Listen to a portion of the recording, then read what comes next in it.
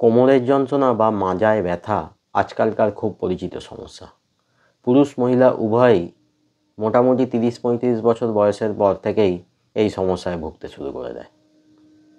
তাই আমার আজকের আলোচনা এই কোমরের যন্ত্রণা, এর কারণ এবং এর হোমিওপ্যাথি চিকিৎসা নিয়ে। নমস্কার, আমি ডাক্তার বিপ্লব কুণ্ডু আপনাদেরকে আরও একবার স্বাগত জানাচ্ছি আমার চ্যানেল দৈনন্দিন জীবনে হোমিওপ্যাথির আর একটা সম্পূর্ণ নতুন ভিডিওতে। প্রথমেই বলবো কোমরের যন্ত্রণার কারণ কি। প্রথম কারণ মাসেল স্ট্রেন, অর্থাৎ হঠাৎ করে ভারী কিছু চাগালে বা অতিরিক্ত দৈহিক পরিশ্রম করলে অথবা সঠিকভাবে শোয়া বসা দাঁড়ানো না হলে, যেমন কেউ যদি অনেকক্ষণ নরম গদিতে বসে সামনের দিকে ঝুঁকে কাজ করে অথবা অনেকক্ষণ একটানা বাইক চালায় বা কার চালায়, অনেকক্ষণ একটানা দাঁড়িয়ে যদি কাজ করে বা নরম গদিতে যদি শোয়, তার ফলে মাসেল স্প্রেন হয়ে ব্যথা হয় কোমরে। এরপর ইনজুরির কারণে, কোমরে ইনজুরি হওয়ার ফলে যদি স্পাইনে আঘাত লাগে বা কোমরের মাংসপেশিতে আঘাত লাগে তাহলেও যন্ত্রণার উদ্রেক হয়। এরপর আর্থ্রাইটিসের কারণে, আর্থ্রাইটিসের জন্য কোমরের যন্ত্রণাও হতে পারে। এছাড়া কোমরে মেরুদণ্ডে যে ভার্টিব্রা থাকে, সেই দুটো ভার্টিব্রার মাঝখানে যে ডিস্ক থাকে, সেই ডিস্ক যদি কোনো কারণে ফুলে যায় বা কোনো কারণে ক্ষতিগ্রস্ত হয় তাহলে সেই ডিস্ক স্পেস কমে যায়। তার ফলে সেখান দিয়ে যে নার্ভগুলো যায় তাতে প্রেসার পড়ে এবং ব্যথা ঘটতে পারে। এবার বলবো হোমিওপ্যাথি চিকিৎসার কথা। কোমরের যন্ত্রণার জন্য কি কি হোমিওপ্যাথি ওষুধ ব্যবহার করা যেতে পারে। দেখুন, কোমরের ব্যথা ঠান্ডা গরম কিসে কমছে বা বাড়ছে, অথবা চলাফেরা করলে ব্যথা কমছে না বাড়ছে, শুয়ে বসে থাকলে ব্যথা কমছে না বাড়ছে, এগুলো দেখে নিয়ে ব্রায়োনিয়া, রাস্টক্স, আর্সেনিক সালফ্লেভাম, ক্যালকেরিয়া ফ্লোর বা কেলিয়ায়োডের মতো মেডিসিনগুলো খাওয়া যেতে পারে এবং অবশ্যই উপকার পাবেন। এই মেডিসিনগুলোর ওপর আমার আলাদা আলাদা ভিডিও আছে, দয়া করে ভিডিওগুলো একটু দেখে নেবেন। এছাড়াও কিছু হোমিওপ্যাথি ওষুধ আছে যেগুলো প্রধানত কোমরের ব্যথার জন্যই ব্যবহার করা হয়ে থাকে। আজ আমি সেই ওষুধগুলো সম্পর্কে আলোচনা করব। এই ধরনের মেডিসিনগুলোর মধ্যে প্রথমেই বলবো অ্যাক্টিয়া রেসিমোসার কথা। কোমরের মাংসপেশিতে প্রচণ্ড ব্যথা হয়, বিশেষ করে অনেকক্ষণ একটানা টিভি দেখলে, কম্পিউটারে কাজ করলে ব্যথার উদ্রেক হয়। মনে হয় যেন কোমরের মাংসপেশিগুলো স্টিফ হয়ে আছে। ব্যথাটা টাইপ করা, সেলাই করা, হারমোনিয়াম বাজালে বৃদ্ধি পায়, ঠান্ডায় বৃদ্ধি পায়, চলাফেরা করলে বৃদ্ধি পায়। এক্ষেত্রে খেতে হবে অ্যাক্টিয়া রেসিমোসা 200 4টি ডোজ, দিনে 2বার করে 2 দিন 1 ফোঁটা করে, 2 সপ্তাহ ছাড়া রিপিট করতে হতে পারে। পরের মেডিসিন রেডিয়াম ব্রোমাইড। চলাফেরা শুরু করার সময় প্রচণ্ড কোমরের যন্ত্রণা হয়, আর খোলা হাওয়ায় চলাফেরা করতে করতে কোমরের যন্ত্রণা আস্তে আস্তে কমে যায়। কোমরের যন্ত্রণা এত বেশি হয় যে রুগী রেস্টলেস হয়ে পড়ে। এক্ষেত্রে খেতে হবে রেডিয়াম ব্রোমাইড 200 4টি ডোজ, দিনে 2বার করে 2 দিন 1 ফোঁটা করে, 2 সপ্তাহ ছাড়া রিপিট করতে হতে পারে। পরের মেডিসিন নাক্স ভমিকা। কোমরের যন্ত্রণার খুব গুরুত্বপূর্ণ একটা মেডিসিন হলো এই নাক্স ভমিকা। কোষ্ঠকাঠিন্য হওয়ার কারণে যদি কোমরের যন্ত্রণা হয় এবং একটু পায়খানা হলে যদি কোমরের ব্যথা কমে, তাহলে নাক্স ভমিকা একমাত্র মেডিসিন। আবার মহিলাদের প্রেগনেন্সি চলাকালীন অনেক সময় খুব বেশি কোমরের যন্ত্রণা হয়, মনে হয় যেন কোমরটা ভেঙে যাচ্ছে, এক্ষেত্রেও নাক্স ভমিকাই মেডিসিন। এই সব ক্ষেত্রে খেতে হবে নাক্স ভমিকা 200 বা 1 mg 4টি ডোজ, দিনে 2বার করে 2 দিন 1 ফোঁটা করে, 2 বা 4 সপ্তাহ ছাড়া রিপিট করতে হতে পারে। পরের মেডিসিন ন্যাট্রামিউর।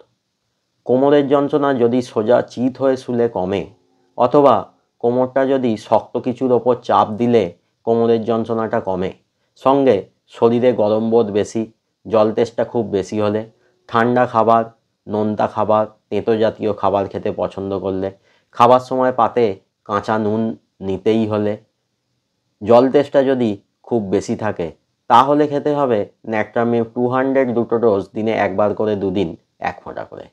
4 সপ্তাহ ছাড়া রিপিট করতে হতে পারে। পরের মেডিসিন ল্যাকক্যানাইনাম।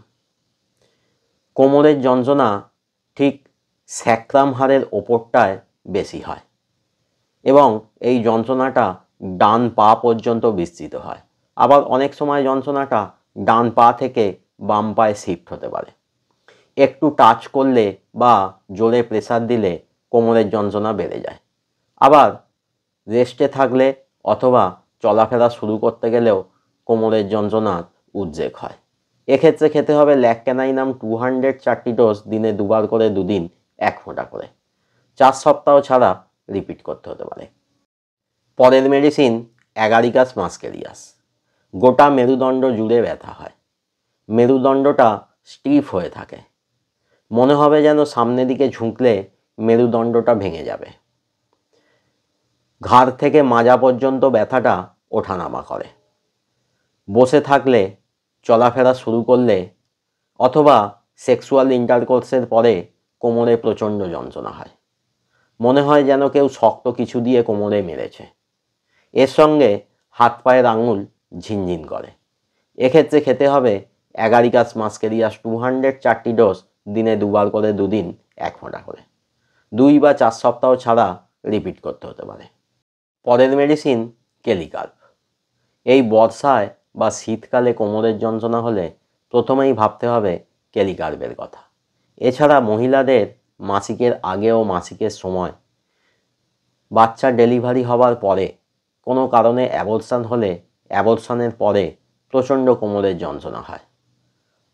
হাঁটতে গেলে ঠিকমতো হাঁটতে না পেরে বসে পড়ে। একটু শুয়ে পড়লে কোমরের যন্ত্রণার আরাম হয়। এক্ষেত্রে খেতে হবে কেলিকার্প 200 4টি ডোজ, দিনে 2 বার করে 2 দিন 1 ফোঁটা করে। 2 বা 4 সপ্তাহ ছাড়া রিপিট করতে হতে পারে। পরের মেডিসিন ফসফরাস। কোমর স্টিফ হয়ে থাকে। বসে থাকতে থাকতে দাঁড়ালে প্রচণ্ড কোমরের যন্ত্রণা হয়। কোমরটা প্রচণ্ড সেন্সিটিভ হয়ে থাকে।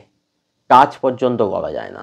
বিশেষ করে মেরুদণ্ডের একদম শেষ প্রান্তটা সব থেকে বেশি সেন্সিটিভ থাকে, তাই বসতে পর্যন্ত পারা যায় না। একটু গরম সেঁক দিলে কোমরের যন্ত্রণাটা আরাম হয়। এক্ষেত্রে খেতে হবে ফসফরাস 200 4টি ডোজ, দিনে 2 বার করে 2 দিন 1 ফোঁটা করে। 2 বা 4 সপ্তাহ ছাড়া রিপিটেশন এখানেও প্রয়োজন। এছাড়া আরও অনেক হোমিওপ্যাথিক মেডিসিন আছে যেগুলো ব্যবহার করে কোমরের যন্ত্রণা থেকে আপনারা মুক্তি পেতে পারেন। তবে ওষুধ খাওয়ার সাথে সাথে এক্সারসাইজ করুন।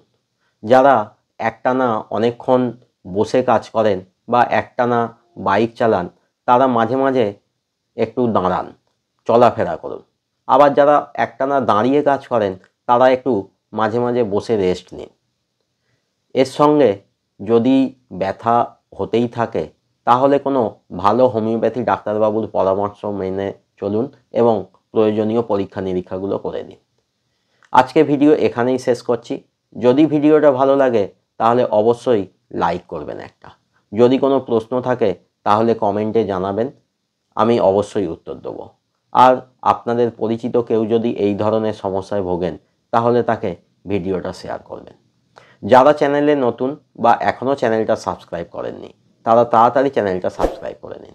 আর সাবস্ক্রাইব করার সময় পাশের বেল আইকনটা প্রেস করুন, তাহলেই নতুন ভিডিও এলে আপনারা নোটিফিকেশান পেয়ে যাবেন। সঙ্গে থাকবেন, ভালো থাকবেন, হোমিওপ্যাথির মাধ্যমে সুস্থ থাকবেন।